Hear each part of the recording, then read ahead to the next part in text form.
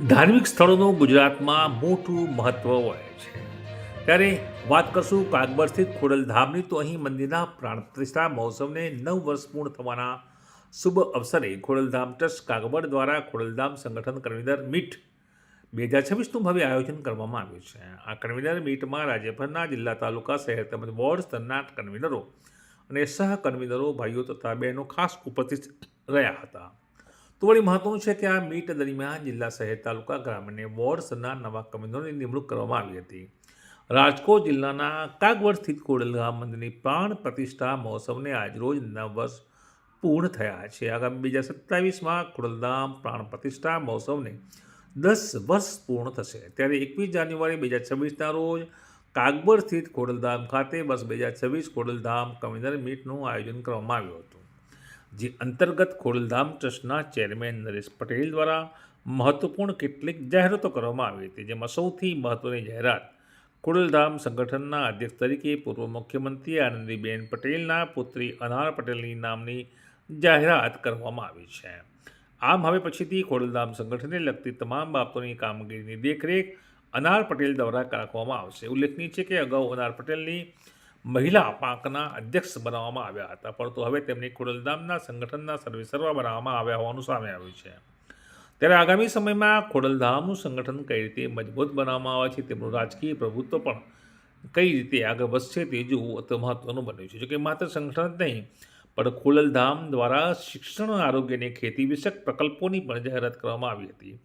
નરેશ પટેલે માહિતી આપી હતી કે રાજકોટ નજીક કેન્સર હોસ્પિટલનું કામ ચાલી રહ્યું છે. આ ઉપરાંત સોમનાથની જેમ હવે સ્ટેચ્યુ ઓફ યુનિટી અને હરિદ્વાર ખાતે પણ પાટીદાર સમાજ માટે ભવ્ય જે ભવનોનું નિર્માણ કરવામાં આવશે અને ખોડલધામમાં ભવન પણ બનશે. જોકે પોતાના સંબોધનમાં નરેશ પટેલે સમાજની એકતા અને સ્વભાવ વિશે પણ ટકોર કરી હતી. તેમણે કહ્યું હતું કે પાટીદાર સમાજ ભોળો છે અને હવે ભોળપણમાંથી બહાર નીકળવાનો સમય પાકી ગયો છે. કણબી ખોટ ખાય પણ ખોટીનો ન થાય, આ કહેવતને યાદ કરતાં તેમણે સમાજને સંગઠિત રહેવા આહવાન કર્યું હતું. શું કહ્યું છે ચેરમેન ખોડલધામ ટ્રસ્ટ નરેશ પટેલે? આવો જોઈએ. અનાર પટેલે પણ પોતાના સંબોધનમાં કહ્યું હતું કે દેડકાને ભેગા કરી શકાય પણ પટેલોને ભેગા ન કરી શકાય. છતાં નરેશભાઈએ આ અશક્ય કામ શક્ય કરી બતાવ્યું છે. આમ ખોડલધામના આંગણેથી આજે પાટીદાર સમાજે એકતાને વિકાસનો નવો સંકલ્પ જાહેર કર્યો છે. આવું અનાર પટેલે કહ્યું હતું અને તેઓએ નવો સંકલ્પ સાથે નરેશ પટેલની ટીકા નહીં પણ ટેકો આપવો જોઈએ તેવું આહવાન પણ કર્યું હતું. શું કહી રહ્યા છે અનાર પટેલ, ખોડલધામ સંગઠન અધ્યક્ષ શ્રી? આવો જોઈએ.